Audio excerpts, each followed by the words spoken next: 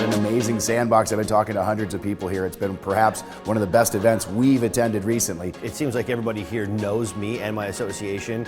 They know everything that goes on at our trade show. They know our event really well.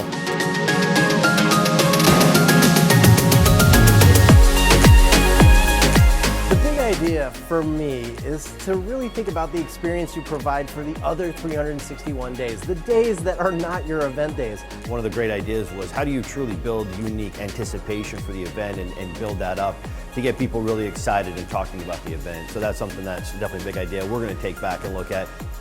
There is no after, that we need to continue reaching out to our customers and working through our marketing and campaigns to be continuously reaching our customers.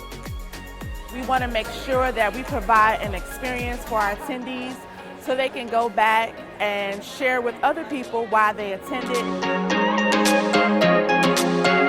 The Fears presentation was really great. I got a lot of ideas from the Fears presentation. No single conversation is guaranteed to change the trajectory of a career, a company, a relationship, or a life. Any single conversation can. I think with hard work, with constant research and discovery, and connecting the dots between what your goals are and what you can do experientially, anyone can come up with great ideas.